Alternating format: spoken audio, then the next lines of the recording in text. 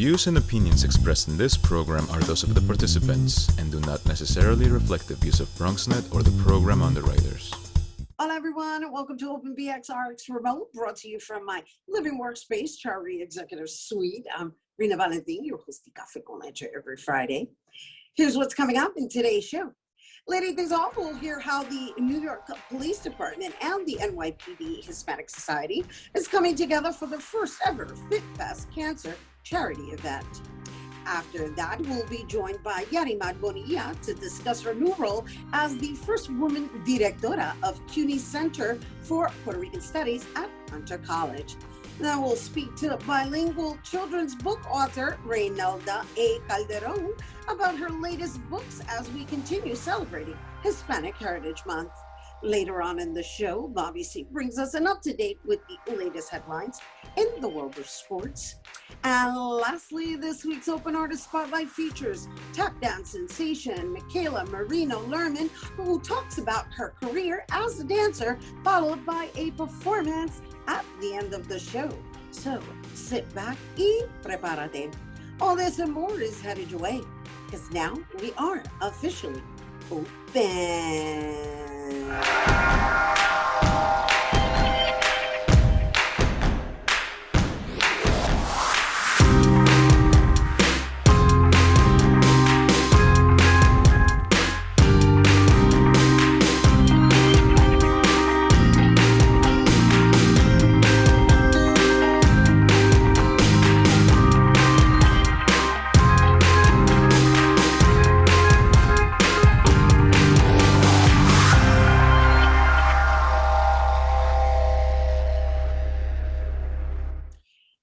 Welcome to Open. I'm Rhina Valentin, your host of Café con Leche for the next hour, encouraging you to get social with us online. That is, tweet us and follow us on Instagram at BronxNet TV and like us on Facebook at Open BronxNet Television. And of course, while you're there, follow moi on Instagram, FB, Twitter, Insta Stories, and LinkedIn at Rhina Valentin.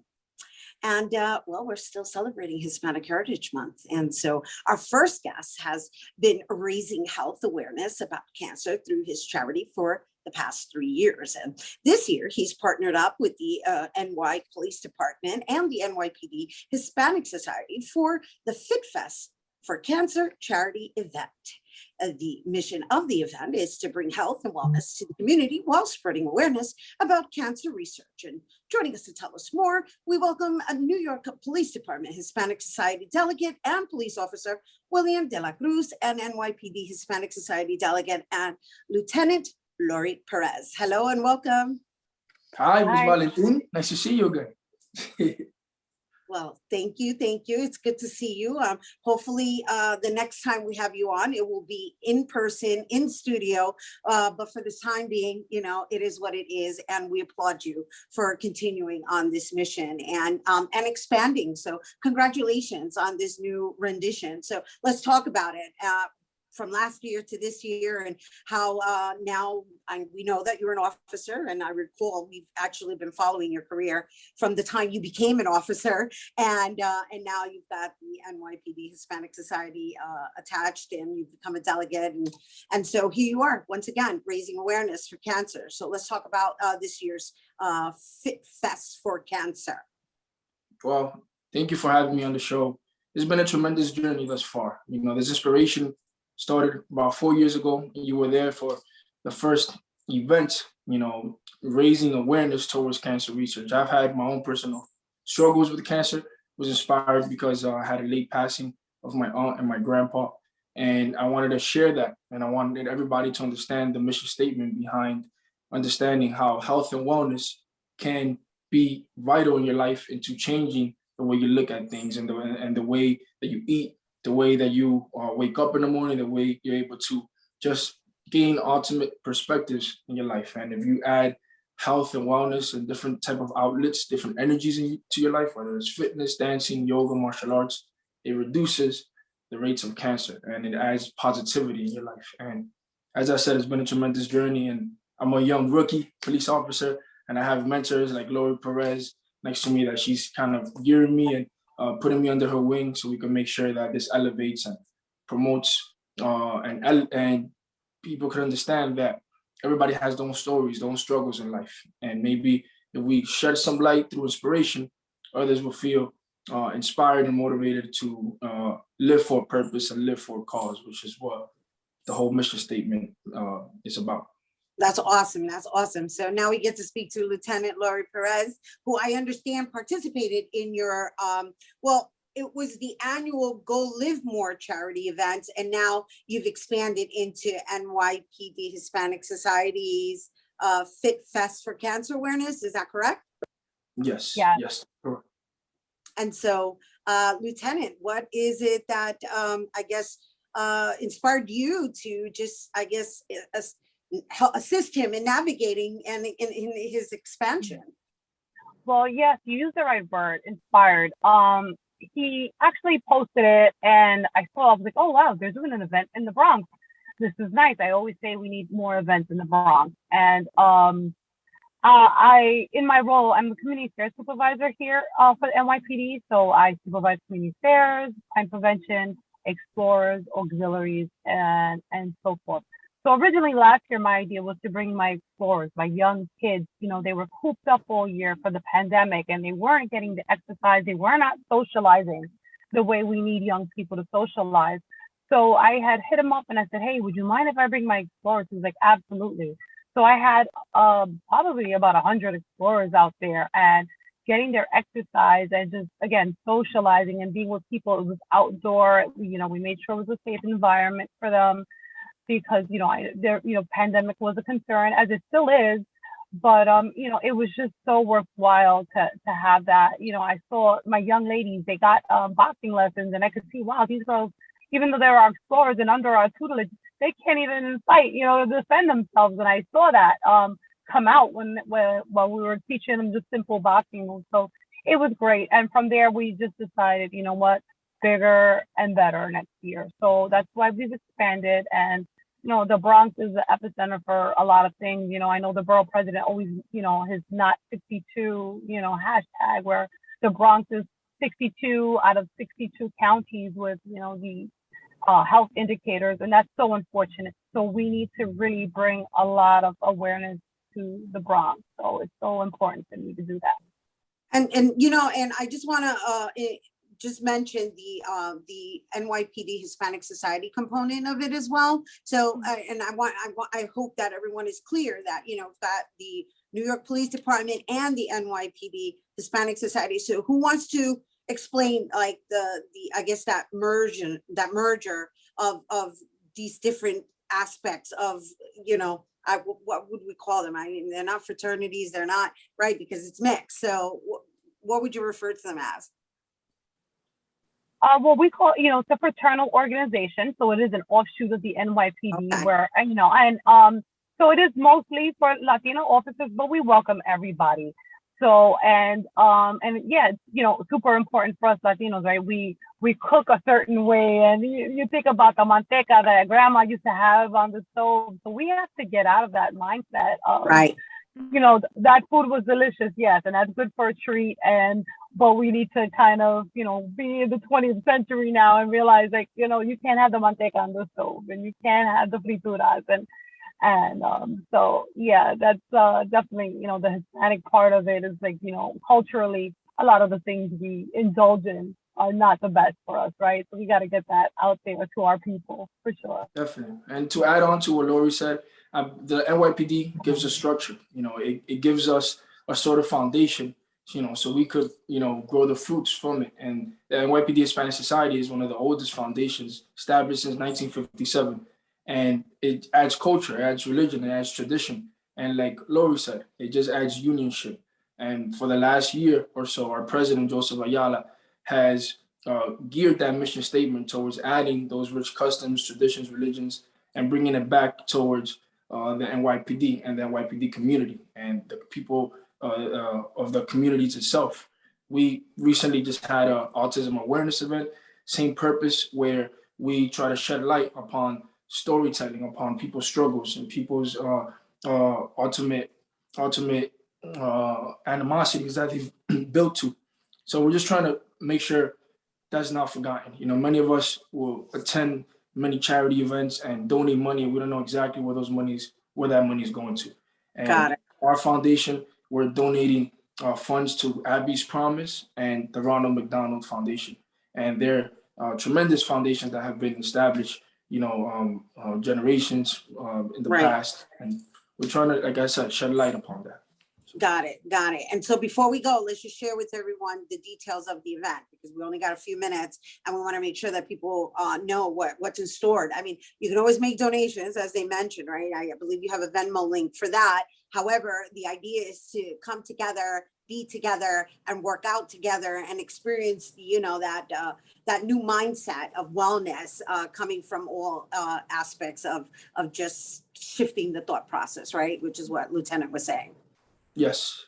So it's a fitness concert. It's never been done before. It's going to be October 23rd, doing the dark edition. All right. So we're trying to kind of merge the Halloween theme into it. And it's going to be all free. We're going to have some T-shirts that people could get through Venmo, as you said, through Venmo, excuse me. And I'm going to have allocated time for each health and wellness profession. So we're going to have a certified boxing trainer there. We're going to have martial artists, yoga instructors, Zumba dancers. Everybody's going to have an opportunity to add that outlet in their lives. And we're going to have many special guests, some celebrities that we will be announcing. So stay tuned on our social media platforms. It's a great opportunity. And as I said, it's all free. So come, why not?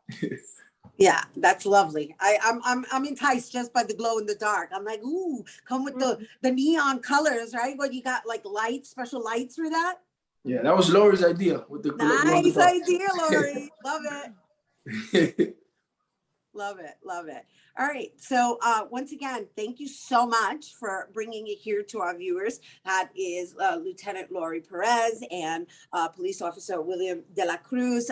They are both NYPD Hispanic Society delegates. And once again, we are talking about the it's FitFest for Cancer, but he's calling it a glow-in-the-dark fitness concert, which I think is so cool. And for you guys, just know it's taking place Saturday, October 23rd from 4 to 7 p.m. at Mullally Park Athletic Field 2 at 1055 Jerome Avenue.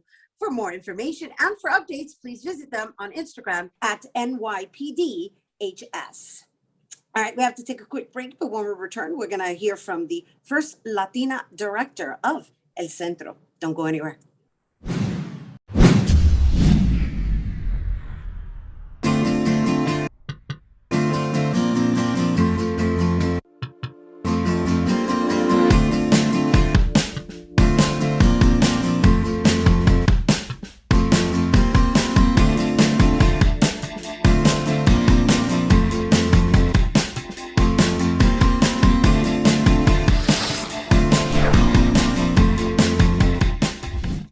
Welcome back. Our second guest is an accomplished public writer and media maker who is one of the leading voices on Caribbean and Latinx politics. She's a contributor to publications such as The Washington Post, The New Yorker, The Nation, and Jacobin. She recently became the director of CUNY'S Center for Puerto Rican Studies, El Centro, at Hunter College. Today, she joins us to discuss the different ways she's shining light on the Puerto Rican diaspora. Please welcome Yarimar Bonilla. Hello and welcome. Hi, Rhina. It's great to be here. Well, it's lovely to have you, and congratulations on making history and becoming the first Latina director of the Center for Puerto Rican Studies at Hunter College. Thank you. It's an honor to be the first directora. Love it, love it, love it, love it. Directora with an A. Love. Okay, so first let's introduce everyone to, I guess, your interests and I guess your new policies that are going to be implemented, right? With coming from this diaspora lens. In the past, the Center for Puerto Rican Studies, and while it is important for us to know our history, for some reason, it's always seemed to be geared more towards island history versus like where we are in our modern day and age. So is there anything that is going to shift in your programming now that you're the director? Well, I think this has always been a question at Centro, how to balance the need and the desire for folks in the diaspora to know about their heritage and know what they're from, with the need to know and understand our contemporary diaspora. And so it'll be, you know, a balancing act, but we do hope to balance those. And part of what I keep saying is that I want Centro to be a bi-directional bridge where we can get information about what's happening in Puerto Rico. You know, after Maria, since the debt crisis, there's been so much happening that we absolutely do need to keep an eye and be aware of. But I also want to send information back to Puerto Rico about what's happening in the diaspora, the growing diaspora, where now there's more Puerto Ricans outside of Puerto Rico than in Puerto Rico. And so we need to get a clear sense of what's happening across all these different parts of the Puerto Rican community. And so what does that look like to you with regards to programming, right? So obviously Centro exists here in New York. So how are you communicating it to Puerto Rico? Well, you know, that's the only upside of the pandemic has been that we've created so much important virtual programming. And starting this semester, all our programming now features live interpretation in English and Spanish, as well as interpretation in Puerto Rican Sign Language, which is a good thing. In Zoom, it's very easy to just click and you can hear the language you want to hear. So that's like the technology we've been waiting for our whole lives. And so I think that will help. You know, my idea for Centro is for it to really be a center, a hub, a meeting place. And unfortunately, we can't open our doors fully quite yet, but we can at least open those virtual doors and have those intra-diaspora conversations. And our events, we have been getting, you know, people logging in from all across the United States and from Puerto Rico and from beyond, you know, from Europe and other places, because our diaspora is global, right? And so that is the one good thing about these virtual events, is that people can come in, they can listen in the language that they want, practice the language that they want, and communicate in however they feel most comfortable. So that's part of what we're trying to do, is facilitate those dialogues. That's lovely. And so with regards to that welcoming that you're referencing, how are you choosing your topics? Well, I have a series of what I've described as urgent topics, but we've also been putting out feedback forms, getting, you know, people to tell us what do they want to hear about. And we are responding to those and trying to foreground those in our programming. And a lot of the topics that we want to cover, what we're trying to do is to think about issues, for example, like race and gender justice and displacement, how they're impacting Puerto Ricans across both the island and the diaspora. So rather than having these, you know, island-focused conversations or diaspora-focused conversations, it's thematic conversations that impact our Puerto Rican community no matter where we are, and that I think reflects better how we live and think, because we live and think in movement, right, and in connection. And so that's one of the goals, at least for this this semester. That's lovely. And I'm really absorbing everything that you're saying, because I see where your intentions lie in making sure that it's not necessarily generalized, but generalized enough that it's relatable on both sides, right? Even though you're discussing a specific topic, but yeah, in the manner in which it's being discussed. So well, that, and we want to bridge these communities and for people to share experiences. So, you know, the folks in Puerto Rico who are feeling displaced after Maria, where there's like a big land grab happening, they need to be in conversation with the folks in the diaspora who have been displaced from Brooklyn, from other, you know, communities. And so we have strategies and experiences that we need to share with each other. And similarly, when thinking about issues of racial discrimination or gender violence, like there are certain aspects that we are working on collectively, no matter where we are, and that we should be thinking about together. right. And so is this what you're implementing into the afternoon gatherings that you've scheduled?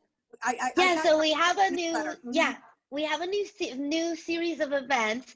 So I'll go through them kind of like through time of day. First is our library lunch hours. Those are happening every 2 weeks. And that is featuring our archivists. And there's been a lot of interest in that because they will be, you know, opening up the vault and showing, you know, all the different materials that they have, and also talking to folks who want to be collectors or be donors of their papers. And so that's happening every Tuesdays, you know, every other Tuesday at noon. And then we have these Cafecitos, which are at 3. Most of our events gravitate around food or beverages. So like our culture. Right. So the Cafecitos, we will be featuring scholars talking about their research and their research findings, but in a kind of informal setting, answering questions. We have one coming up that is about racial shifts in the census. So let's all talk about, what's going on there. And there's supposed to be, informal conversations with the community in Centro, right?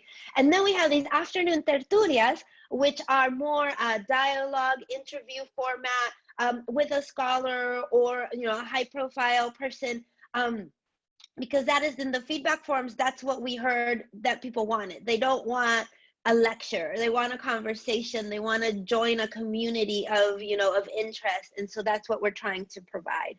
And then soon we hope we will be having some in-person events soon, but for right now we are leaning on the side of caution and focusing on our virtual events. That's wonderful. Okay, so just for clarity purposes, what you're saying is that people can participate in these afternoon gatherings, and in their participation, they actually will have a voice in the matter. It isn't them just sitting there watching a workshop or having somebody facilitate and provide like some kind of PowerPoint presentation or anything. This is actually like a discussion. Yeah, virtual. I mean, there's room for the introverts. There's a place for everyone in Centro. So those who want to just listen in, I know many of us like to listen to things while we're cooking or cleaning the house or whatever. You can absolutely do that. But if you have a question, if you want to participate, they are interactive events, absolutely. And the motivation is really to unite us. We had a big symposium that went on all day, and we're also integrating a live DJ into some of our events. We hope to keep that when we go in person. And so if we don't have a live DJ, we at least have a playlist. And so it's a hub. It's come, chat, engage in the chat on Zoom, listen to music, share your ideas. And so there's a formal Q&A box to put in your questions to the panelists. But there's also a space for just chatting if you want to reflect on what you're saying, share resources. What we really want to promote at Centro is not just knowledge and learning, but community. And so we're trying to foster that virtual community. Wonderful. And thank you for bringing it to us here on Open, to our Bronx viewers, everyone. La directora. Yarimar Bonilla for the Center for Puerto Rican Studies at Hunter College. And once again, you guys, for more on Yarimar Bonilla and her upcoming conversations with the Puerto Rican creatives and, of course, the Center for Puerto Rican Studies, you can go to centropr.hunter.cuny.edu. I hope you had your pen. All right, we have to take a quick break, but when we return, we'll hear about, we're going to hear from an author that is celebrating the Latinx community through her children's books. Don't go anywhere.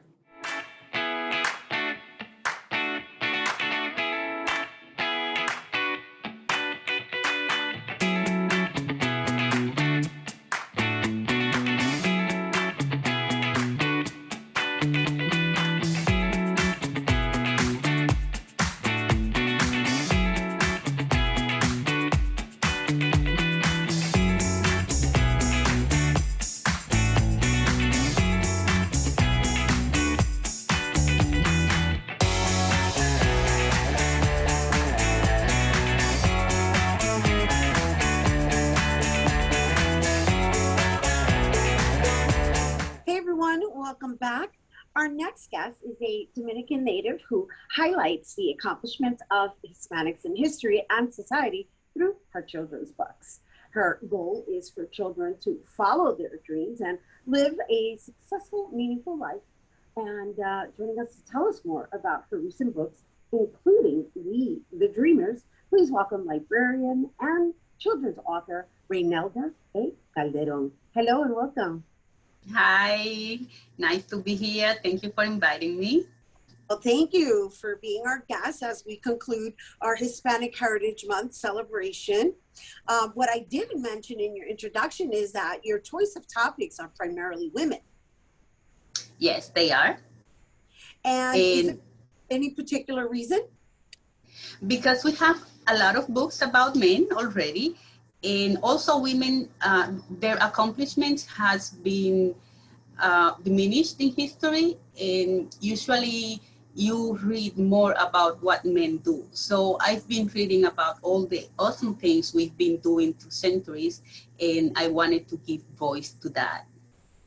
And so I do want to introduce you a little further to our audience because I find your biography very fascinating. And what I also didn't mention is that you have a doctorate in higher learning, and your choice of occupation has been that of a librarian. And now you're an author of approximately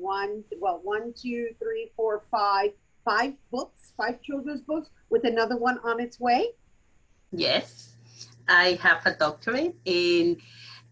It's just that I happen to like writing for children, and you know, sometimes you go one path and then something else comes and then you just choose one. It doesn't mean that I can do anything with my doctorate, but I had it, and I prefer to become known as a children's author. Who knows, maybe I can be, let me see, the next Julia Alvarez or somebody like that.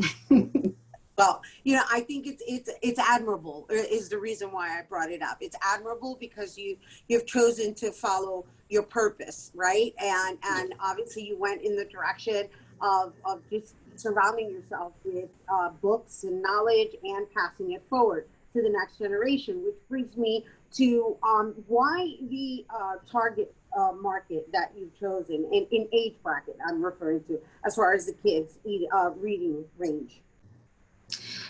One is because when I was growing up, my mom bought a lot of books for us to read, so we are a reader. But the books I used to read were Cinderella, Blancanieves, fantasy books, those, you know, those books. I never read something about any biography about somebody. And being a librarian, I saw the absence of that type of books that relate to Hispanic people on the shelves. We do have biographies about African American a lot. And when I was for Hispanic Heritage Month, precisely, I was looking for books about Hispanic people for programs. And I found a lot of books about Frida Kahlo. Every year a new one is published, but then I'm like, where are the rest of us? And that's why not decided, but I was inspired to write for children, because I feel that we have a lot of people that they have contributed and they have done great things, and children should know about them too, especially right. Women. Yes, especially women. And I appreciate you for that, right? Because I'm also about empowering the women and making sure that we have a voice and a place and a space to be recognized. And I love the category of women that you've chosen to write in this children's book form. I'm going to just mention a few, and I mean, we could be here all day, but we don't have all the time. So because, you know, you've got Mama Tingo, which, you know, she's a farmer. But she was also a woman who stood up for her rights in the properties, and then you have Maria Montes, who is the queen of Technicolor, and then you have Little Giants, which is about 10 women that you've chosen from different Hispanic cultural backgrounds. And of course, I introduced you with Be the Dreamer, and I also wanted to mention Candy y el Zorro, which is Candy and the Fox. But again, going back to the choice of topics being women, diversifying it within the Hispanic cultura, it being Hispanic Heritage Month, and to top it off, you've also signed a calendar that will be valid for the entire year. So let's talk a little bit about the variation. It's a really wide variation in topics. Being Dominican, my first book is Mama Tingo, because I grew up hearing about her, but I didn't know who she was. So now that I'm older, I said, let me really find out why I heard about her. And when I read the story, I felt there's nothing written about her. Children like me, when I was growing up, would have loved to know who she was. And that's why I chose her. Maria Montes, it was more like, I read about her and I read that she didn't speak English. She learned herself and she had an accent and she had to fake it. And then they told her, no, speak with your accent, it's better. And I felt close to her because of my accent too. And I'm like, oh, but that's just like me, minus the beauty. So I just wanted to write about her because I felt close to her. And for Little Giants, it's 10 women, 10 Hispanic women. I wanted to diversify, not just to be in the Caribbean. It was hard to choose 10 countries because we have so many, but I said, okay, for the first time, I will pick 10 countries and then I will pick 10 more. So little by little, I get the whole Latin continent. And then going back to what I was saying, right? You're saying you were able to capsulize it into 10 for this particular book, the first rendition of Little Giants, and then there's this calendar. And the reason I brought it up is because as we conclude Hispanic Heritage Month, which seems to be the time where we receive a lot of recognition and a lot of more history is brought out into the forefront. You created this calendar also in which it has individuals. I mean, I don't know personally yet, guys, because I don't have it, but I found it fascinating. I'm going to be purchasing it, and it's for 2022, so you can also get it. But she's also providing history of different Latin figures that have played a role in and contributed to society. So I just wanted to know what to expect in that. It came from writing Little Giants. I found so many facts. Like I was researching one person, it took me to another and another and another. And then I'm like, oh my God, so many people, so little time. I can't write so many books. How can I put them all together in one place so we know about them the whole year? And that's how the calendar came to be. It's not only about women, I have men too.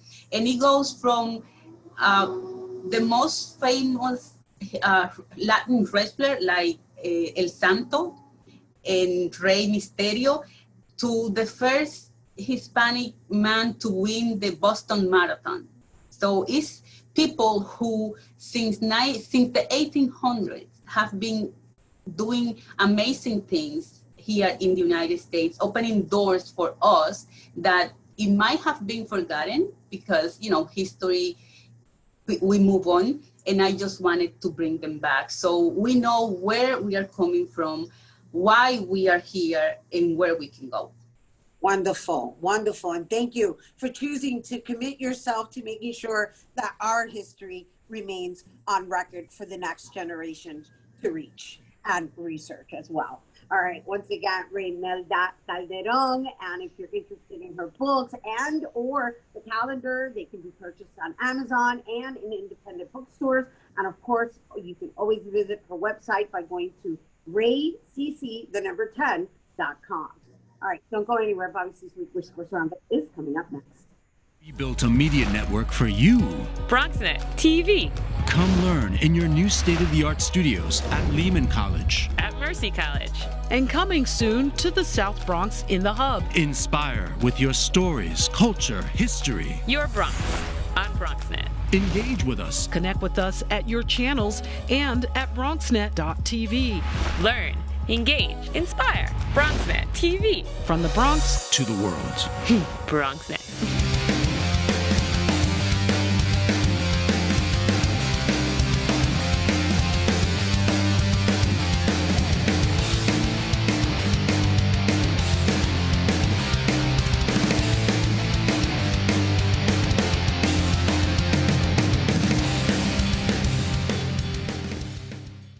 This 5-on-5 countdown begins with a frustrating conclusion to the Bronx Bombers' up and down season. The campaign ends in a wild card loss to rival Boston. Yankees ace Garrett Cole surrenders 3 runs and exits with no outs in the 3rd inning as the Red Sox advance to the American League Division Series against Tampa Bay. Final score, Boston 6, New York 2. Here's more in the aftermath. Had an ultimate goal of, getting to a World Series and competing for a World Series, and we fell short. And this one's tough. Another tough loss, and it just didn't go our way today. The Red Sox were just a better team tonight. They went out there and they put the 2 spot on us early, and continued to keep the pressure on us, getting guys on base, having good at bats. And then we really weren't able to get anything going really against Evaldi. I really don't. Like I said, they were the better team tonight. In at number 4, the game may have been played in London, but the change of surroundings didn't help the Jets very much. The Atlanta Falcons outlast Gangrene 27-20 as more than 60,000 fans greet American football in its long-awaited return to the UK. Jets rookie quarterback Zach Wilson stresses that the team needs to start games better, especially if they want to win them. Yeah, I really think it's in the way we're starting. I don't know what it is. We got to figure that out over this bye week. How to fix that. I got to play better at the start as well. Because it's interesting in the second half. Right, every single game we've looked really good, and it's we know what we're capable of, and we're able to show it there at the end. But I think we just got to get good rhythm going. Some flow, something. Starting 3 and out.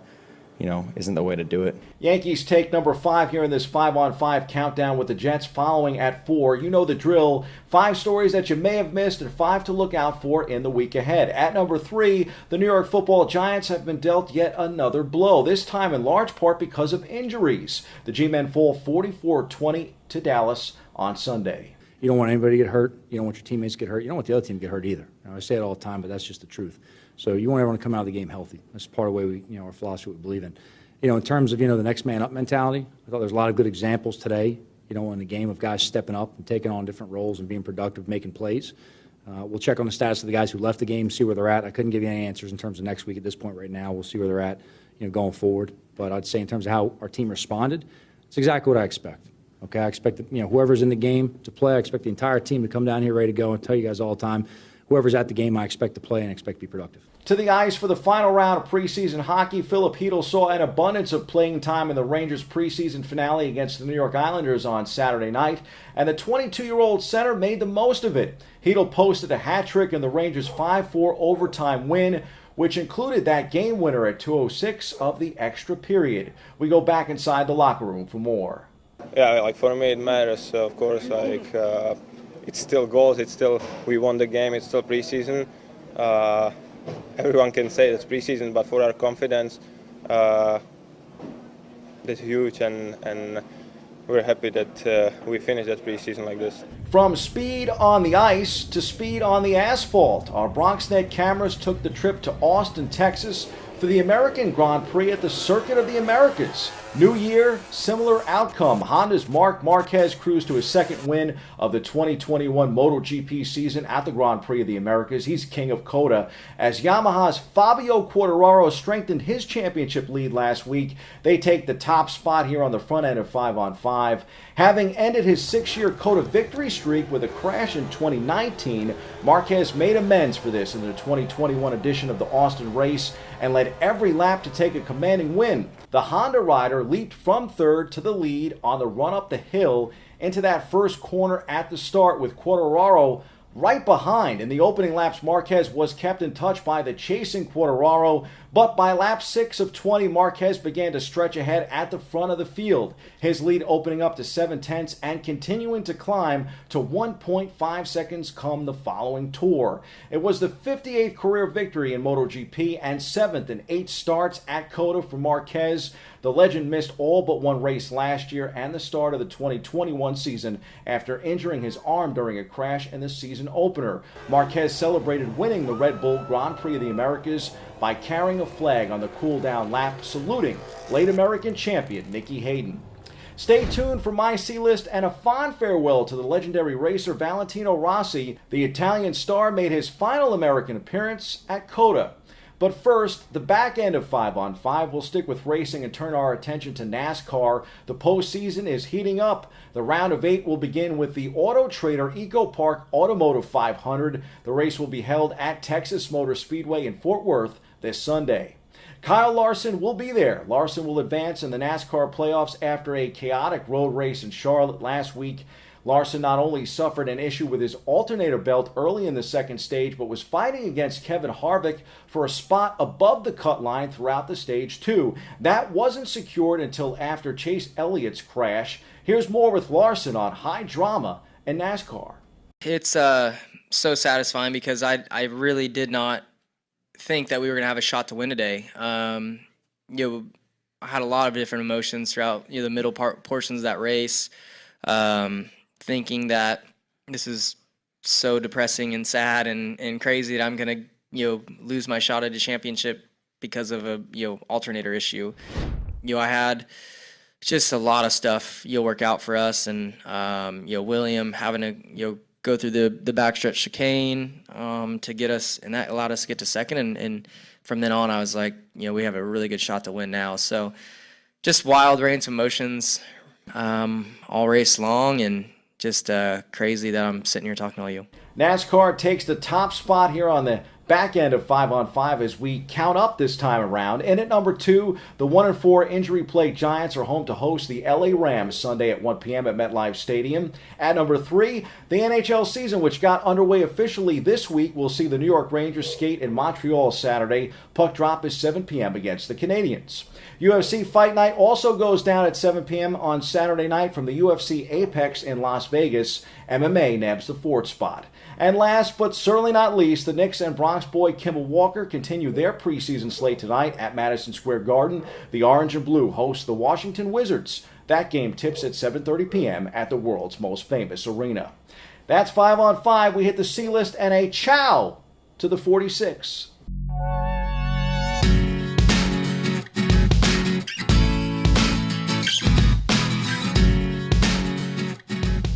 Goat talk is common in sports these days. I mean, not actual goats, but greatest of all time references. When it comes to motorcycle racing, Valentino Rossi is arguably the greatest MotoGP rider of all time. And for the man that they call the Doctor, this year's edition of Austin was his final rodeo on U.S. soil. Rossi is the only racer in history to win world championships at every level of Grand Prix racing, 125, 250, 500, and MotoGP, with 235 podium finishes, astounding, and a top 3 season finish in 18 of the 26 seasons he has competed in the sport. Talk about a remarkably long career in MotoGP. I can't think of a more incredible reason to have been there in Austin for this one, the opportunity to tell your grandkids someday that you witnessed Valley's last MotoGP race in the U.S. The 9-time world champion now has just 3 races left before the end of his record-breaking career, starting with a final home appearance at Misano later this month. His final act at COTA wasn't bad, not bad at all, especially for a 42-year-old. Riders faced 20 laps around the longest circuit on the MotoGP calendar, containing heartbreaking, fast changes of direction and energy-sapping bumps. But Rossi finished 15th and a world championship point by lap 11, where he remained until the flag. Greatness may not be defeated, but time, of course, is undefeated. The greatest of the great, like LeBron James and Tom Brady, tend to extend that deadline just a bit, but eventually the end comes for even the greatest of them all. Keep that in mind and do your best to see greatness as often as you can in person when it comes to your favorite sports stars. I know it was something to see Valentino pop a celebratory wheelie one last time. Thanks for the memories. Goat, you will be missed. That's your look at sports. I'm Bobby C.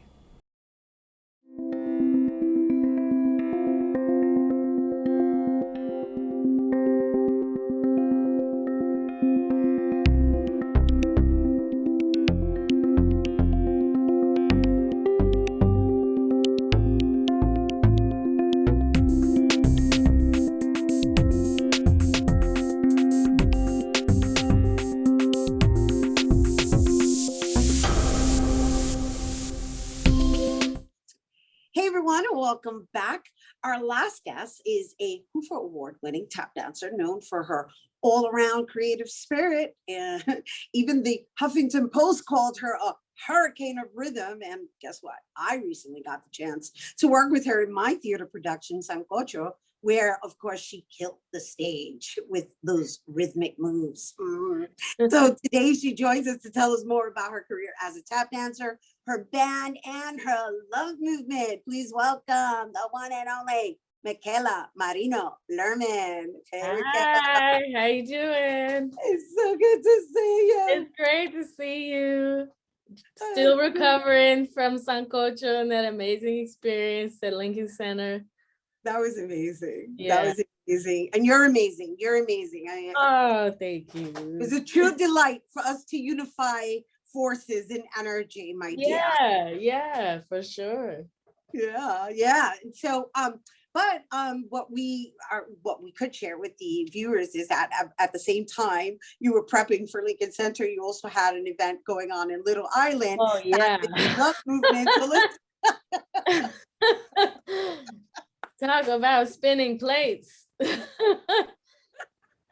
Every limb was holding a plate. Quite the juggler, my dear. Yes. So yeah, I like you just said, I performed at Little Island just the night before we did our show at Lincoln Center. And for those of you who don't know, Little Island is a brand new park down in the meatpacking district. And it's really incredible. It looks like this magical island kind of floating on top of these like mushroom structures in the middle of the Hudson River. And they've created a bunch of different performance venues in the park. And our show was in the amphitheater. And it was just really amazing. It was only our second performance since quarantine with the band. So it was really great to come back together and be in such a magical space doing it, Yeah, no, and I love the concept. I love the title. I also love that you identify as a musician. I mean, we could share that you've trained with Gregory Hines, the late Gregory Hines, and I mean, this is your career. These are your roots, and so the way you perform is as if though it's in your DNA, let's say. Yeah. It's like second nature. It might as well be. And so the fact that you identify as a musician and you have a band, like let's talk about that, right? Because it's not traditional, right? It's like non-traditional. Well, it is a maybe a more unknown tradition for tap dancers to be very much a part of bands, in the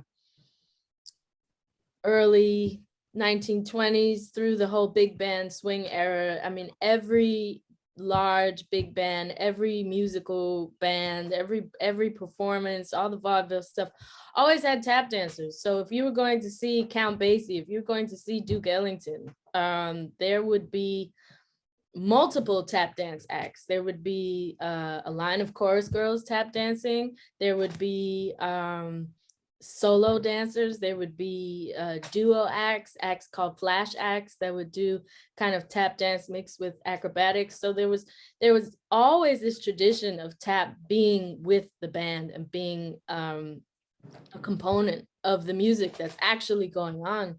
And then as the music evolved from these like big band situations to bebop, and like jazz that you were getting more in the 50s and the 60s, a lot of those acts got stripped down to soloists. And because the music was getting so much more improvisational, tap dancers were getting so much more improvisational too. And people even say that bebop was inspired by tap dancers, because in these big band settings, musicians were getting frustrated because they weren't having the opportunities to take solos because they had to play these big band arrangements that kind of get lost in the sauce up there, just playing their part. Right. When the tap dancers would come out, they'd come and they'd do all these, incredible rhythms and be improvising. So the musicians would get a little bit jealous. And it was because of this kind of back and forth when they'd go hang out at the clubs, after the gigs and go to these jam sessions at places like Minton's Playhouse, where our friend Jen Jade works. They would, integrate and commingle and exchange these ideas. And then you kind of get bebop, born from this exchange of tap dancers and musicians exchanging rhythms and the solo really becoming the melody. Got it. Whoa, that was a wonderful history lesson you just gave us, right? Because it's like you're reviving something that existed and you're bringing it into this day and age. Yeah. So I'm trying to not reinvent the wheel, but just kind of put it in a modern context. And so over the past few years, I've been writing music with my partner in life and in music, Russell Hall. We've been working on some music together, and I've been developing this group, Love Movement, which is kind of a band and a dance company all in one. It's just my group, my crew.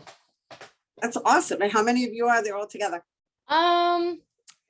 Gosh, it could be anywhere from like 5 people to like 12 people. It just got it. It's an accordion group, Got it. I like that. I like that. It's a nice term. An accordion. Yeah, no, it's all good. And quite frankly speaking, it has been my absolute honor and pleasure to work alongside you. And it's lovely for us to present you here. Oh man, it's been lovely. And I love this whole concept, and thank you for breaking it down for us.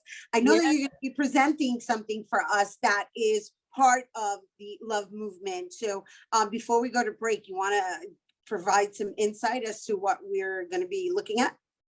Well, actually, this is going to be a presentation from kind of an offshoot of Love Movement, a smaller group called Big Love. And it's a trio with myself, Russell Hall, my partner, and a guitar player named Gabe Schneider. Russell plays bass, Gabe plays guitar. So this trio consists of the 3 of us, and I kind of act as the percussion for the group. So that's what you'll see in the performance. That's lovely. Wow. Yeah. Looking forward to it. Yeah. Oh my gosh. And thank you for bringing it here to our viewers. Yes. So exciting.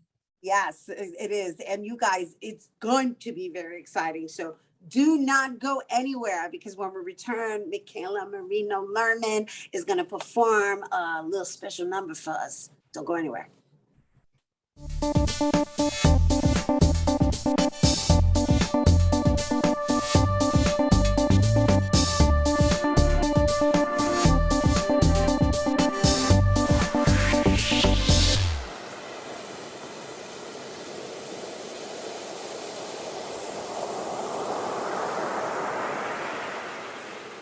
Hey everyone, welcome back here now to perform an excerpt from her band, Big Love. Please welcome Michela Marino Lerman.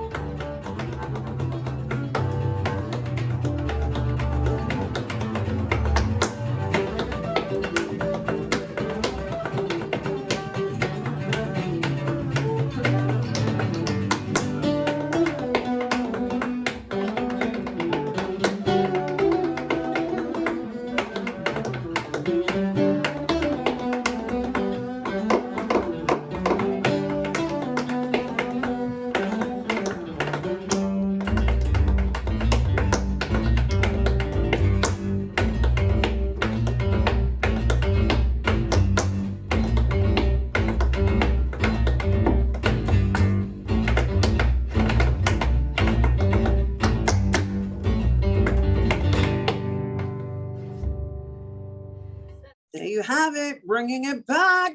For more Michela Marino Lerman, please visit MichelaTaps.com and or follow her on Instagram at Michela Taps. That is our show today, mi gente. Thanks to all our guests for coming through. To you, our viewers, for tuning in. If you missed any part of the show, you can check out the recablecast tonight and 24 hours a day at BronxNet.tv. I'm Rhina Valentin, and from all of us here at Open, may the universe provide paz, prosperity, y amor. And we conclude with our last happy Hispanic Heritage Month. Adios.